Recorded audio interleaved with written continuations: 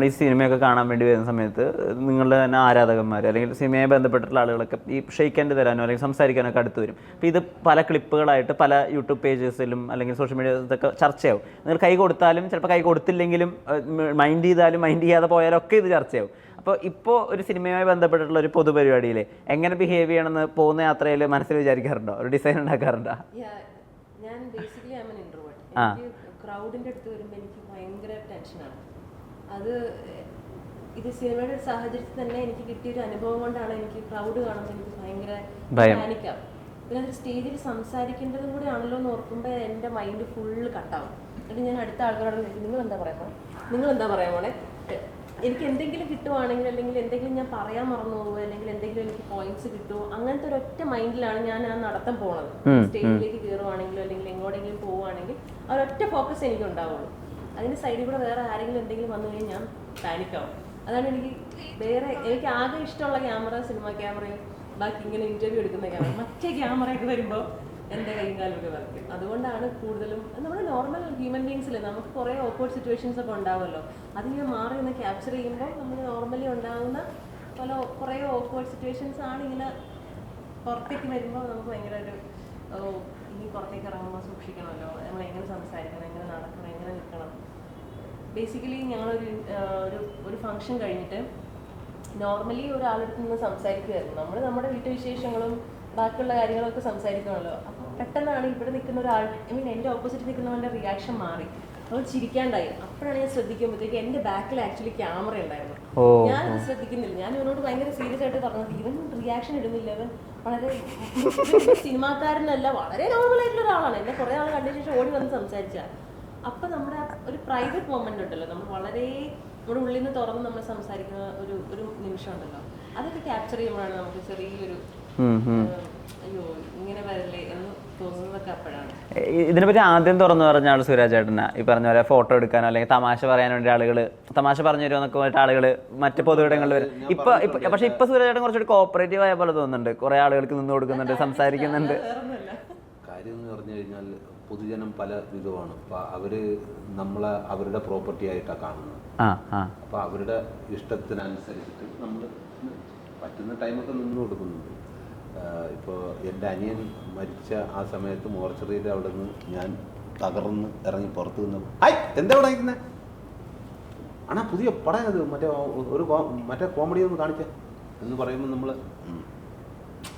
അവന് തെറി പറയാൻ പറ്റുമോ വല്ലതും പറയാൻ പറ്റുമോ? നമ്മുടെ മാനസികാവസ്ഥ നമുക്കല്ലേ അറിയാം. അല്ല രണ്ടിതുണ്ട്, അവൻ ചിലപ്പോൾ ഇത് അറിഞ്ഞിട്ടില്ലായിരിക്കും, അങ്ങനെയുണ്ട്. നമ്മുടെ എന്ത് സിറ്റുവേഷൻ അവർക്ക് എപ്പോഴും നമ്മൾ ഹാപ്പി ആയിട്ടിരിക്കുക, ഇല്ലെങ്കിൽ അങ്ങനെ കോമഡി എന്തെങ്കിലും പടപടപട എന്ന് വെച്ചാൽ ഒരു നമ്മൾ ചെയ്യുന്ന കഥാപാത്രങ്ങളാണ് അവരെ സ്വാധീനിക്കുന്നത്. ഞാൻ അങ്ങനെയുള്ള കഥാപാത്രങ്ങളാണ് കൂടുതലും ചെയ്തത്. ഇപ്പോൾ സിദ്ദിഖ് ഏട്ടൻ്റെ അടുത്ത് ചെന്നിട്ട് എന്നാ ഒരു കോമഡി പറയുമെന്ന് പറയില്ല, കാര്യം വില്ലനായിട്ടൊക്കെ വന്നുകൊണ്ട് ഇപ്പം എൻ്റെ അടുത്ത് അങ്ങനെ വലിയ സുരേട്ട നാഷണൽ അവാർഡ് കിട്ടിയതിന് ശേഷം ഇത്തിരി സാറെന്നൊക്കെ വിളിച്ചു തുടങ്ങി. ഞാൻ ഇന്നലെ വരെ ഇടാ കൂടാത്തൊക്കെ വിളിച്ചത്. അത് ഓരോരുത്തർക്കും ഇങ്ങനെ ഓരോ ലെവൽ അനുസരിച്ചിട്ട് അവർ തന്നെ തരും. അതിന് അവരെ തെറ്റ് പറഞ്ഞിട്ട് കാര്യമില്ല, നമ്മുടെ സിറ്റുവേഷൻ അവർക്ക് അറിയാത്തത് കൊണ്ടാണ് എന്ന് ഞാൻ വിശ്വസിക്കുന്നു. ഇപ്പോൾ നേരത്തെ ചോദിച്ചില്ലേ, ഇപ്പൊ ചുണ്ടൻവെള്ളം പറഞ്ഞു, സത്യം പറഞ്ഞാൽ പറഞ്ഞു എന്ന് പോലും എനിക്കറിയില്ല. ഇത് 11ാമത്തെ ഇന്റർവ്യൂ ആണ്. നിനക്ക് ഫസ്റ്റ്, എനിക്കിത് 11ാമത്താ.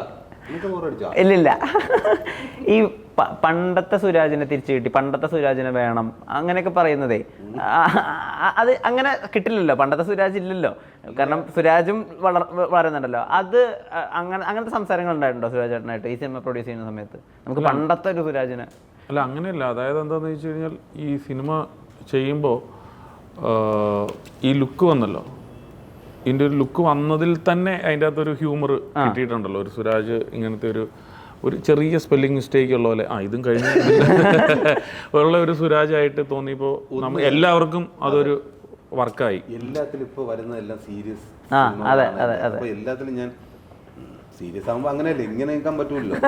അപ്പോൾ ഒരു ഹ്യൂമർ സിനിമ വന്നപ്പോൾ ഇത് മാറി. പണ്ടത്തെ സുരാജ് വന്ന് കേട്ടാ ചിരിക്കാം, പുള്ളി ഒന്ന് ഞാൻ ചിരിക്കണം, ചിരിപ്പിക്കണം.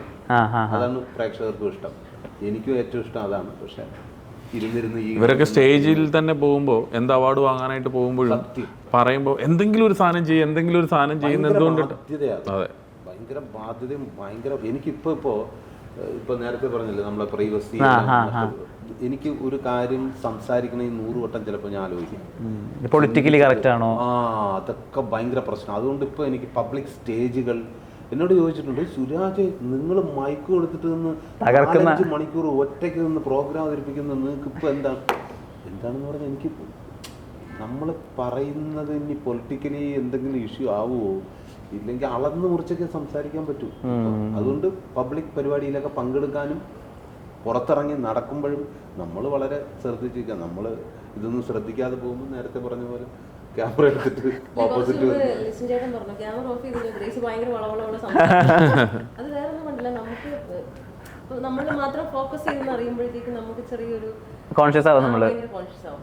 നമ്മുടെ ജോലി സ്ഥലത്ത് നമുക്ക് അങ്ങനെ ഇല്ല, പക്ഷെ നമ്മുടെ ആ ഒരു സർക്കിളിൽ നമുക്ക് അങ്ങനെ വരില്ല. അല്ലാണ്ട് വരുമ്പോൾ നമുക്ക് ചെറിയൊരു പരിപാടി ഉണ്ട്. അതാണ് ഇങ്ങനെ അല്ല നമ്മളിപ്പോ ഈ ഹ്യൂമർ പറയുമ്പോൾ തന്നെ അവന്റെ ഒരു അമിതവണ്ണം വേറെ രീതിയിലൊക്കെയാണല്ലോ പറയുന്നത്. അതൊരു ആളെ ബുദ്ധിമുട്ടിക്കാൻ വേണ്ടിയിട്ടോ അങ്ങനെയൊന്നും അല്ല പറയുന്നത്, ഒരു ഹ്യൂമറിന് വേണ്ടിയിട്ട് പറയുന്ന. പക്ഷെ അതെന്താ അതൊരു ബോഡി ഷെയ്മിങ് ആയി പറഞ്ഞു മനസ്സിലായി. അപ്പോൾ അങ്ങനത്തെ അർത്ഥങ്ങൾ മാറിപ്പോയി. ഇപ്പോൾ ഇവരൊക്കെ സുരാജനൊക്കെ പണ്ടൊക്കെ ഹ്യൂമറൊക്കെ ചെയ്തുകൊണ്ടിട്ടിരിക്കുമ്പം വായി വരുന്ന എന്ത് വേണേലും പറയുക, ആൾക്കാർ ചിരിക്കുക. അന്നൊരു ഫൺ മോഡിലാണ് എല്ലാവരും എടുത്തുകൊണ്ടിട്ടിരുന്നത്. ഇന്ന് അങ്ങനെ പറയാൻ പറ്റത്തില്ല. ഒരു ഹ്യൂമർ പോലും ഒരാൾക്ക് വേദനിക്കുന്ന രീതിയിൽ ആയിട്ട് അതിനെ അങ്ങ് മാറ്റുവാണ്. ശ്യാമക്കതിൻ്റെ ആളാണ് പൊളിറ്റിക്കൽ കറക്റ്റായിട്ട് തമാശകൾ പറഞ്ഞതിൻ്റെ ആൾ. പണ്ടൊക്കെ എൻജോയ് ചെയ്തിട്ടില്ല എന്ന് പറയുന്നില്ല, പണ്ടൊക്കെ നമ്മളും അങ്ങനത്തെ സാധനങ്ങൾ കേട്ട് ചിരിച്ചിട്ടുണ്ട്. പിന്നെ ഒരു പോയിന്റ് കഴിഞ്ഞപ്പോൾ നമ്മൾക്ക് ഒരു റിയലൈസേഷൻ വരുമല്ലോ, തമാശ പറയുന്നത് അങ്ങനെ അല്ലാണ്ട് പറയാന്നുള്ളത്.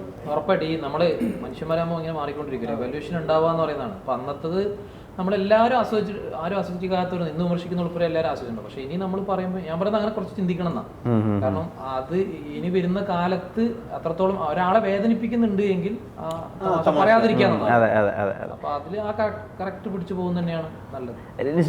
നല്ലതാണ് മറ്റൊരാളെ വേദനിപ്പിക്കുന്ന തമാശകൾ പറയാതിരിക്കുക. ഈ പണ്ട് പ്രൊഡ്യൂസർമാർ ഈ ആർട്ടിസ്റ്റിൻ്റെ ഡേറ്റ് വാങ്ങിച്ച് സൂക്ഷിക്കുക അങ്ങനെ കാര്യങ്ങളുണ്ടായിരുന്നല്ലോ. അപ്പോൾ ഞാൻ കേട്ടിട്ടുണ്ട് ഈ ട്രാഫിക്കിൻ്റെ സമയത്ത് അതിൻ്റെ തമിഴ് പതിപ്പ് ചെയ്യുന്ന സമയത്ത് കമൽഹാസൻ ആയിരുന്നു റഹ്മാൻ്റെ റോൾ ചെയ്യാൻ വെച്ചിട്ടുണ്ടായിരുന്നത്. ഏറെക്കുറെ ഓക്കെ ആയിരുന്നു. ഇപ്പം ശരിക്കും കമൽഹാസൻ്റെ ഡേറ്റ്സ് കയ്യിലുണ്ടോ? അങ്ങനെ ഇല്ലില്ല, പോലും എക്സ്ട്രാ ഡീസൻ്റ് ആയി. അതെ 20-ാം തീയതി ഇറങ്ങുന്നു. സുരാജ് പ്രൊഡ്യൂസ് ചെയ്യുന്ന സിനിമ ആയതുകൊണ്ട് ഒന്നും കാണാതെ സുരാജ് പൈസ ഇറക്കില്ല എന്ന് ആളുകൾക്ക് വിശ്വാസമുള്ളത് കൊണ്ട് ആ സിനിമയിൽ ചിരിയും ചിന്തയുണ്ട് എന്നാണ് ഞങ്ങളുടെ പ്രതീക്ഷ. ആ പ്രതീക്ഷ ഒരിക്കലും തകരില്ല. ഈ സിനിമ ഒരു പുതിയ എക്സ്പീരിയൻസ് ആയിരിക്കും നിങ്ങൾക്ക്. അതിൻ്റെ കണ്ടന്റ് വൈസ് നല്ല പുതിയൊരു എക്സ്പീരിയൻസ് തന്നെയാണ്. എല്ലാവർക്കും റിലേറ്റ് ചെയ്യാൻ പറ്റുന്ന തരത്തിലുള്ള സിനിമയാണ്.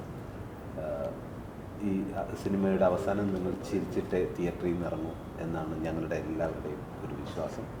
വലിയ പടങ്ങളൊക്കെ വരുന്നുണ്ട്, ഞങ്ങളുടെ EDയും നിങ്ങൾ തിയേറ്ററിൽ നിന്ന് പോയി കാണണം. ഇപ്പോൾ ദാമുവിനെ പോലെ പ്രസാദിനെ പോലെ തന്നെ ആളുകൾ ഓർത്തിരിക്കുന്ന വേഷമാവട്ടെ എക്സ്ട്രാ ഡീസൻറ്റിലെ ബിനുവും. നേരത്തിന് ഒരുപാട് നന്ദി, നമസ്കാരം. Thank you.